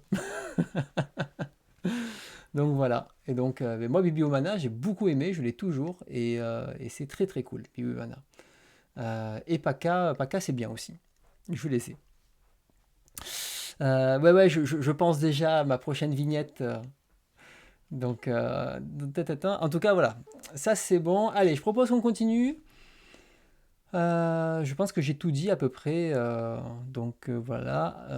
Alors, Noévé, bah, écoutez, vous voulez parler de Noévé? On va en parler maintenant, Noévé. Comme ça, c'est fait, puisque là, je vois que vous en parlez. Alors, Noévé, pour le moment, il n'y a aucune nouvelle officielle. Que ce soit clair, il n'y a rien qui est officiel. Par contre, il y a eu un tweet il n'y a pas longtemps. Je vais essayer de voir si je le retrouve parce que, bah, bien sûr, je ne l'ai pas gardé, j'ai oublié, je l'ai vu, j'étais pas chez moi et je ne l'ai pas mis en favori. Mais il y a quelqu'un qui a tweeté quelque chose. Alors, ah bah attends, laissez-moi un instant. Je pense que je vais le retrouver. Non, il faut peut-être que je le colle. Ouais. Alors, je vais regarder. C'est Librax, ok. Ah voilà, on va aller sur celui-là. Donc, toc, Noévé, on en parle maintenant. Des nouvelles de Noévé, il y en a. Il y a donc Librax, hop là, voilà, Librax, qui avait marqué ici, ça bouge enfin du côté du catalogue Noévé. Un changement de distributeur est noté sur notre logiciel, j'espère un retour de la part du commercial. Et ça, c'était donc le 1er février. Si il a commenté lui-même son premier commentaire le 3 jours plus tard, il a dit c'est bon, je sais qui a repris le catalogue Noévé. Reste à savoir s'ils vont tout rééditer ou non. On aura des nouvelles dans les mois à venir, du moins je l'espère. Ok. Donc ça c'est bon. Alors lui Librax, bah, du coup, voilà, c'est à son nom en tout cas on a l'impression que c'est un libraire, mais qui sait, on ne sait pas. En tout cas selon Librax, ça serait ça. Et après on a Jet Black qui généralement a quand même des bonnes infos sur le marché du manga et qui a répondu les vendeurs de patates. Et les vendeurs de patates, c'est Meian. Parce que c'est comme ça qu'il les qualifie, des vendeurs de patates. Donc ça, je le sais. Donc ce qui veut dire que bah, du coup, ce serait le groupe IDP qui aurait repris ça et potentiellement Meian. Pour l'instant, rien n'est officiel, rien n'est confirmé. Mais le message de Jet Black laisse assez peu de doutes et il dit voilà ça sera certainement pour la Japan Expo. Voilà, et après il y a marqué aucune confirmation de mon côté. Voilà, Meian, ceux qui vendent des mangas comme des kilos de patates. Voilà, c'est pour ça, oui, c'est lui qui l'écrit, hein, à voir. Bon, pour l'instant c'est de la rumeur, donc je voulais pas spécialement en parler ce soir, mais là vous le mentionnez. J'aime pas trop pousser les rumeurs, vous savez, j'essaie de partir toujours sur des news un petit peu plus concrètes, mais c'est vrai que Meian, on attend, et c'était une solution que j'avais proposée pour Meian, c'est-à-dire, enfin proposée, j'avais énoncé, c'est-à-dire soit quelqu'un rachète le catalogue de l'éditeur, mais waouh, voir comment racheter un si gros catalogue ou des parties uniquement, soit peut-être il faut une sorte d'association, de fusion où ils se partagent les revenus, enfin peu importe, et en fait comme Meian est leur propre distributeur, ils pourraient passer par ce distributeur-là, et donc avec un partage de revenus, pourraient continuer à écouler les licences. Donc voilà, on verra ce que ça donne. En tout cas, rien n'est confirmé, donc pour l'instant c'est que de la rumeur. Mais je pense que c'est bien, il faut que ça avance, on aura des nouvelles au bout d'un moment de toute façon, hein. Voilà, et effectivement, tant que c'est un redressement judiciaire, pas de com, il y a des grandes chances effectivement qu'on attende. Non, je pense qu'on n'aura rien avant juillet. Donc voilà, donc à voir en juillet. On en reparlera quand on aura des vraies nouvelles. Voilà, je l'ai énoncé maintenant parce que je sais que c'est un truc là et que ça parle sur les réseaux. Au moins, vous êtes au courant des rumeurs qu'il y a. Allez, je continue. On a encore des news. Il est chargé hein, ce mois-ci. Il est chargé. Les éditions Château Château arrêtent les œuvres taïwanaises. Alors, personnellement, je crois que je n'ai aucune édition chez eux. Mais sur YouTube, vous pouvez suivre donc la chaîne de Chato Chato. Hop là. Attendez. Voilà. La chaîne de Chato Chato. Chato Chato. Voilà. Donc c'est Nico TV. Enfin bref. C'est lui qui fait les vidéos. Ah non, non, pardon. Hop là. Il a Chato Chato. Mais en fait, il a. Je me suis allé trop vite. Voilà. C'est Nico TV, c'est sa propre chaîne. C'est le responsable, le directeur de cette petite maison d'édition qui fait plein de vidéos sur l'envers du décor et en même temps, on va dire que il pousse un peu son catalogue, il fait un peu sa pub, etc. Mais il essaye d'apporter des réflexions. Je regarde, il y a des choses intéressantes, des choses moins intéressantes, mais c'est plutôt voilà, de temps en temps il y a des trucs plutôt des trucs que j'ai appris, notamment sur la publication de mangas taïwanais. Il faut savoir que les éditeurs taïwanais en fait subventionnent donc les éditeurs français au niveau de la traduction pour publier les œuvres en France. Donc en fait, il y a quelques temps, on a eu une vague de mangas taïwanais en France, et je me disais, c'est étonnant qu'ils s'intéressent autant à Taïwan en ce moment et tout. Ben oui, c'est normal, du coup, le gouvernement remboursait les frais de ça. Donc ce qui fait que les éditeurs qui ont publié des mangas taïwanais, en fait, c'est qu'ils avaient une carotte derrière pour baisser les coûts et tout ça. Donc voilà, déjà, on a le fin mot de l'histoire. Rien, tout pour l'amour, la passion et l'art, hein, comme on dit. Donc voilà, donc dès qu'il y a de l'argent, immédiatement, tout le monde s'y intéresse. Dès qu'il y a de l'argent à gagner ou à distribuer. Et Chato Chato, donc ce qu'il expliquait surtout, c'est que lui qui a édité du taïwanais a fait des demandes et tout ça, mais finalement n'ont jamais abouti, donc il n'a jamais pu profiter de ce dispositif de remboursement. Et donc en fait, il avait déjà dit dans une vidéo, mais là il le communique officiellement, il arrête sa collaboration avec l'éditeur taïwanais qui pour lui ne l'ont pas respecté. Il finira bien sûr ses séries en cours et après, il ne tapera plus dans le catalogue taïwanais. Donc c'est une décision qui se comprend, hein, au bout d'un moment, quand tu fais des efforts et que ça ne revient pas en face, surtout quand ce sont des grosses maisons d'édition qui profitent des financements qui n'en ont peut-être pas besoin par rapport aux petites. Alors ça, après c'est sa version des choses, hein, sur pareil, hein, on a un son de cloche, on ne connaît pas le son de cloche de l'autre côté, donc toujours à prendre avec du recul et des pincettes au niveau des informations qui sont véhiculées, mais ce qui est intéressant derrière, et c'est pour ça que je le mettais, c'est que voilà, les publications taïwanaises sont subventionnées, notamment au niveau de la traduction, donc ce qui fait que effectivement il y a un gros gain à gagner, donc des œuvres, on va dire, plus rentables, et c'est pas pour autant que les éditeurs les ont sortis moins chers. Voilà, donc je pointerai personne du doigt, mais j'ai acheté des trucs taïwanais. Quand je vois le prix, je me dis, t'aurais pu faire un effort. Voilà, voilà. Euh, donc c'est tout. Oui, après c'est un peu aléatoire. Tu vois, Kotogi en profite. Alors après, pourquoi, je ne sais pas quoi. Donc voilà, c'était, vous savez ce qui se cache derrière maintenant. Chaque fois que vous aurez une, un truc. Sinon, qu'est-ce que j'avais noté? Hop. Alors, autre actualité.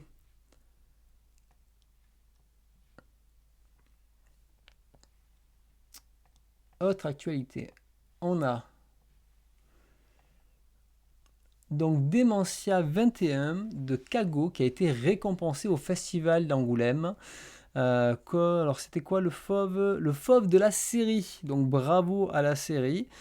C'est bien qu'il y ait du Kago qui soit mis en avant comme ça. Bon, moi j'ai déjà dit, Dementia 21, c'est pas ma série préférée de Kago. Je l'ai lu en anglais, certes, mais je trouvais que s'il y avait des super idées au début, il n'avait pas gardé sa ligne directrice jusqu'au bout et je trouvais qu'à la fin, ça manquait un peu d'inspiration. Ça m'avait moins emballé. Je trouvais que c'était pas un mauvais Kago, mais un Kago moyen. Voilà. Mais il a gagné, tant mieux. Et j'ai pu voir pas mal de retours assez positifs sur le manga, sur le marché français. Donc si j'ai l'occasion un jour de le relire en français, je le relirai en français pour me refaire un avis dessus. Mais c'est pas ce titre que je conseillerais en premier. Donc ça, c'est ce qui clore notre deuxième partie, cette news. Donc pas mal de news là assez croustillantes entre Urasawa qui est là, l'équipe de Vega Dupuis renouvelée, un nouvel éditeur petit à petit, Sullivan qui quitte donc Bragelonne, et ensuite bah, voilà, les petites news d'Angoulême, etc. Donc pas mal de trucs qui croustillent, comme on dit, qui croustillent. Vous aimez les dramas et le sang, je le sais. C'est pour ça que vous êtes aussi nombreux ce soir. Non, mais on n'est pas là pour cracher sur les gens. Mais c'est intéressant de voir que le marché évolue, change et que ben, il faut analyser, anticiper et voir ben, chaque fois par rapport à quel éditeur nous correspond le mieux, puisqu'un éditeur ne garde pas sa ligne éditoriale en permanence. Non, je n'ai pas parlé des dramas FIBD. Je préfère ne pas rentrer dans ces débats-là, surtout que ce sont des sujets assez graves. Je vais laisser les grands médias en parler. Là, on est sur autre chose, on n'est plus sur du manga, du comics et de la BD, on est sur autre chose. Je reste quand même sur le sujet de base. Des news au Japon, il y en a quelques-unes, on va aller assez vite. Donc un nouveau manga Senseiya Shoujo cette fois, pour ça, avec donc c'est Sen Maria. Donc si c'est du shoujo, ça ne peut que être bien, on le sait. Donc encore une nouvelle itération shoujoesque de notre série, où chaque nouvelle série est faite pour la passion. La passion de Kurumada pour pour, pour sa licence. Donc voilà, donc du coup c'est juste pour le plaisir quand vous voyez ces magnifiques séries ici, Darkwing, STRMG, etc., etc. La BD est bien, franchement la BD est bien. Mais voilà, à chaque fois ça me fait sourire dès que je vois une nouvelle série de Senseiya, mais il fallait que je vous en parle. Sinon, on a donc le Shogakukan Manga Awards, 70e édition, et c'est le manga Kore Kaite Shine qui a gagné. Donc ça, c'est quand même très cool. Moi, j'ai lu les deux premiers volumes de cette série, et honnêtement, c'est une très bonne série qui parle sur la création du manga avec des lycéennes qui font justement qui créent un club de manga, et c'est assez drôle, c'est très cool. Merci Lildor, repose-toi bien et dis-nous avant de partir quand tu feras ton récap Angoulême, histoire de bloquer la soirée si on est disponible. Donc voilà, donc franchement c'est chez Panini, je crois que ça sort, et c'est très sympa, donc je vous conseille de le faire. Et merci Lildor. Après le reste, les autres séries, je ne les connais pas. Je regarde un petit peu. Voilà, j'en connais aucune après, donc je ne peux même pas vous en parler. Donc c'est surtout celle-là que je connais. Donc, sinon, une autre news, la plateforme Webtoon Picoma est nommée meilleure application de consommation au Japon en 2024. Félicitations, moi j'aime toujours ces nouvelles qui disent bravo Picoma, alors qu'ils ont arrêté leur service en Europe parce que ça ne marchait pas. Mais en tout cas, ça a généré beaucoup d'argent en Asie, ils sont très fiers de se gaver de pognon. Donc, félicitations à Picoma d'être la meilleure application de consommation de 2024. Je ne savais pas qu'on pouvait donner des prix de consommation. Donc là, on est vraiment dans la news du capitalisme absolu.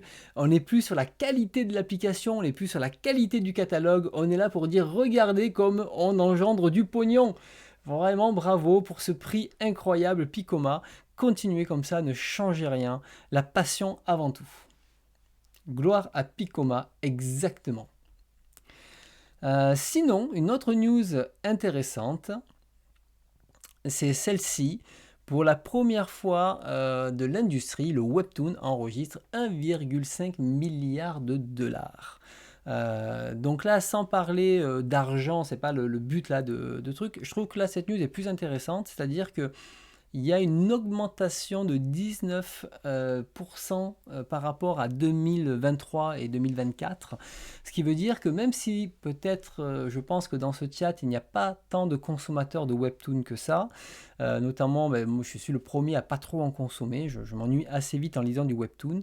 Et puis surtout, pour moi, c'est des lectures que tu fais un peu dans les transports et j'ai pas de transport, je vais en voiture, donc c'est compliqué du coup d'en lire. Il faut quand même avouer que ça cartonne, ça marche. Disons que on peut pas dire le webtoon c'est un truc de niche en fait. Il faut vraiment maintenant le considérer comme faisant partie du paysage. Alors c'est pas d'aujourd'hui, mais vraiment de se dire non, le webtoon c'est tout un pan artistique qu'on aime ou qu'on n'aime pas, hein, qu'on juge de la qualité ou pas, qui finalement prend qui grossit de plus en plus, qui propose de plus en plus d'œuvres, et on voit qu'il y a des œuvres malgré tout qualitatives qui peuvent en ressortir, peut-être pas pour notre cible, enfin pour une cible d'âge plus jeune, mais il peut y avoir des très très bonnes choses qui en ressortent. Moi typiquement, alors c'est français, hein, parce que c'est Colossal. Colossal, quand j'en ai déjà parlé rapidement sur la chaîne, quand je voyais une amie lire Colossal, elle se pouffait de rire. Je dis mais c'est quoi ton truc merdique là? Pourquoi tu rigoles et tout? Elle m'a dit non mais lis-le, c'est trop bien. Je dis ouais, c'est l'air naze. Puis je l'ai lu et puis j'ai pouffé comme un ado de 14 ans tellement que c'était bien. Donc, et j'ai dévoré Colossal. Donc il y a des séries comme ça et c'est comme tout, c'est comme un manga, il faut trouver les pépites, il faut trouver les trucs. Mais voilà, c'était un chiffre intéressant. Donc le webtoon, on n'est pas prêt de ne plus en entendre parler. Et après, voilà, pour moi, le webtoon papier, c'est un peu une aberration. Pour moi, c'est pour les boomers qui veulent lire du webtoon et ça ne marche pas. Et ensuite, Solo Leveling, ça marche très bien. Moi, j'ai lu, j'ai plus 70 chapitres, un truc comme ça. Puis au bout d'un moment, ça m'a lassé en fait. Ça m'a lassé, j'ai lâché l'affaire. Voilà, ça c'était la news. Sinon, une autre news, mais voilà, on va le mettre là. C'est The Fable qui revient pour une saison 3. Et ça, c'est très cool parce que j'avais pu lire la première saison, une partie de la saison 2. Donc, j'ai pas de commentaires à faire sur la saison 2 parce que je ne l'ai pas lu en entier, mais la saison 1 est génial. Donc vraiment, si vous n'avez toujours pas lu ce manga, c'est vraiment excellent. Et Zeno, c'est du poulet Gucci. Voilà, hein, c'est vraiment, très très bien. Donc ne ratez pas, passez pas à côté du manga The Fable. Même si le graphisme il est assez particulier, c'est à mourir de rire à chaque fois. Voilà pour cette news. Et il nous reste plus qu'une news. C'est une news d'animation, enfin animation, live, etc. C'est le chant d'Apollon de Tezuka qui arrive dans une série live le 18 février au Japon. Et donc, du coup, le chant d'Apollon qui est sur de la réincarnation, etc. J'aimerais bien voir, j'espère que ça arrivera en France et de voir un peu ce que ça peut donner. En tout cas, curieux. Et c'est cool d'avoir une série live sur une œuvre de Tezuka. Donc, moi je prends, il n'y en a pas beaucoup, donc ça sera très cool. Et le manga est très très bien. Voilà pour les news, je crois qu'on est arrivé à la fin, c'est pas mal déjà, c'est déjà 10h. On arrive à la fin, donc c'est cool. Beaucoup de news aujourd'hui, on a presque mis 1h30 pour faire les news, il y avait vraiment beaucoup de contenu. Quand j'ai vu, je fais ah ouais, là, ça serait dommage de rater tout ça et de mettre et de ne pas en parler. Est-ce que vous avez des retours, des questions ou on va passer aux lectures? Il n'y aura pas de planning ce soir parce qu'il y a déjà pas mal de monde. Je crois que je vérifie. Je crois que c'est tout pour ce soir. Est-ce que le programme vous a plu? On a fait le tour, hein. On a fait le tour. Est-ce que le programme vous a plu? Est-ce que vous avez passé une bonne soirée? Ah oui, c'est vrai qu'il y a il y a ça. Non, il faut faire le truc des abonnés. Tu fais bien de le rappeler. Allez, on fait ça avant de dormir et après je vais au lit parce que je vous avoue, je suis éclaté. J'ai un peu le retour de la, comment ça s'appelle, du voyage. Donc ça fait un peu mal. Allez, je vous partage ça. Vous choisissez un titre. Rappelez-vous, dans la deuxième, je vous montre partage d'écran. Alors attendez, hop, ça, je mets ici. Voilà. Dans la deuxième onglet, il y a tous les titres que vous pouvez choisir. Alors, il se peut qu'il y ait quelques petites erreurs dedans et je vous les corrigerai. Je dirai non, pas celui-ci. L'idée, c'est que vous choisissez un titre et que vous mettez votre nom à côté. Et après, je fais un tirage au sort. Allez, vous vous dépêchez parce qu'il est tard et j'ai envie de dormir, hein, comme tout le monde. Donc, allez-y. Mettez vos titres ou dites-moi-le dans le chat si vous n'avez pas le temps. Donc, et non, il faut gagner, Boris. Il faut gagner. Ah, bon, ça fait plaisir, vous avez passé une bonne soirée. En tout cas, c'est passé vite, hein. C'est passé très vite la soirée. Vraiment, je m'allie au numéro 6. Tu peux mettre Bouddha pour moi. Je m'allie au numéro 6. Très bien. Sauf qu'on peut mettre le titre. Ah, si, allez, je vais être gentil. Je vais être gentil, je vais mettre deux fois, hein. Non, mais qui c'est qui me met des trucs là, à rendement et demi là? Mais tu veux que je sorte jamais ta critique, toi? Si je me mets à rendement et demi, tu l'auras dans 6 mois, hein. Je te préviens, hein. Surtout là que je suis en train de lire les City Hunter, les 4 size, et je veux lire Pissem à Heart, hein. Donc je te préviens, tu l'auras dans 6 mois, ton truc. Je pense que je ferai la chronique du prochain lecture abonné avant rendement et demi. Non mais vas-y, Bouddha, putain. Tout le monde veut Bouddha en fait. D'ailleurs, c'est mal écrit. Tout le monde veut Bouddha.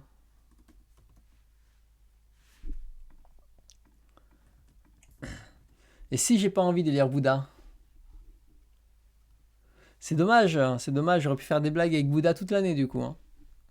Donc, Alligato, il y a qui? Il y a Zeno, il y avait qui avait marqué? Yuno aussi? Putain, je rigolerais tellement si ça sort sur Bouddha, sur l'autre. Tu peux mettre Cobra ou Ariba. Putain, Cobra, putain. Vous me sortez que des titres à rallonge. Alors qu'il y a tellement de petits one-shots que je pourrais vous faire, quoi.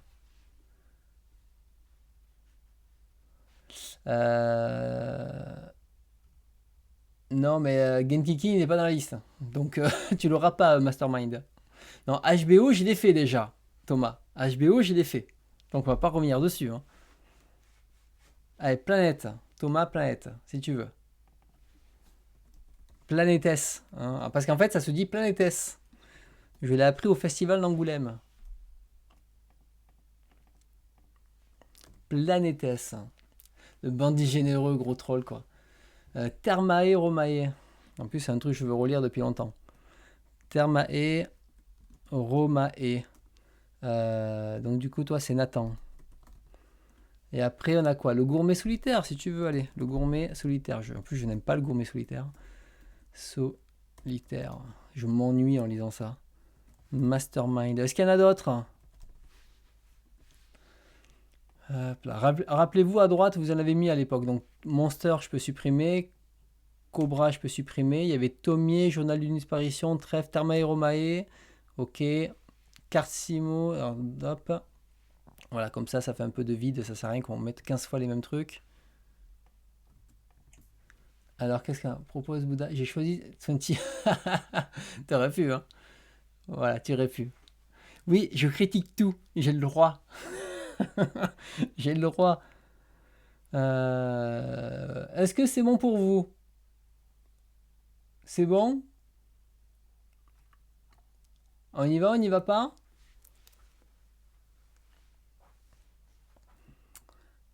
Je vais mettre moi-même mon propre choix. J'ai changé d'avis. Tomier, ok. Foriaz. Tomier, ok. T'as mis Tomier finalement. Ah oui, tu l'avais mis la dernière fois. Hop, on le supprime. Alors du coup, ce que je vais faire, je vais remettre Ranma là, parce que vous l'aviez mis ici. Comme ça vous permettra de pas les oublier. Voilà, Karsimo est parti du coup là. Il avait mis Tatsuna la dernière fois. Je pense que la prochaine fois, ce que je ferai, c'est que je garderai les choix et ceux qui ne sont pas là, ça comptera quand même. Comme ils ont participé au moins une fois. Ranma et demi, je sais plus qui l'avait proposé la dernière fois. Hop là, c'est pas grave. Bon bah allez, let's go, hein, on y va. Hein. Non mais putain les gars quoi. 20 Century Boys, allez. Allez, let's go. Let's go, let's go. Alors attends, on va aller sur tirage au sort, je crois que c'était. Voilà, 9. Un tirage. Il y a des doublons. Il y a des doublons. Mais pour me faire pleurer du sang, c'est gentil en tout cas. C'est gentil de penser à moi. Vous êtes prêts? On y va? Allez. Allez. Pas Bouddha, pas Bouddha, pas Bouddha, pas Bouddha, pas Bouddha. Pas Bouddha.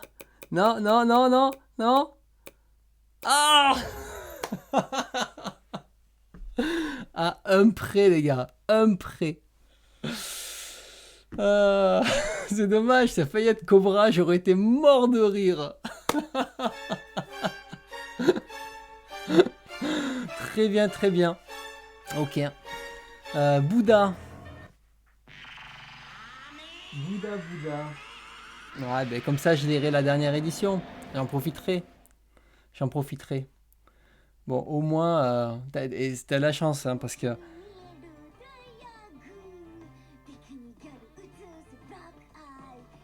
Du coup, Boris, tu as volé ma... Tu as volé ma 31e question de mon prochain quiz, qui était qu'est-ce que Boris me demande depuis 2 ans mais qui ne sort jamais à la lecture des abonnés. Et j'aurais marqué 4 fois Bouddha. Donc tu m'as volé cette question, tu vois. Dommage, hein. N'empêche que tu as eu de l'aide de tout le monde, hein. Franchement, et c'est sorti, il y avait quand même 4... Les chiffres ils s'arrêtent plus quoi. Et t'avais quand même 4. Il y avait combien en tout? Il y en avait 9. Donc t'avais quand même 4 chances sur 9 de l'avoir. Et t'as failli ne pas l'avoir. Hein. J'aurais été mort de rire. Ok. Bouddha, Bouddha, Bouddha. Et je regarde. Attends. Ça, j'aime bien quand ça enchaîne les gifs. C'est très drôle.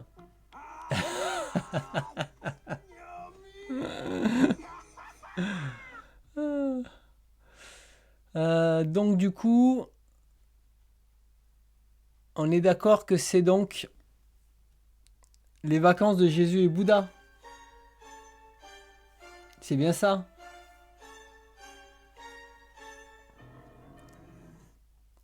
C'est bien ça.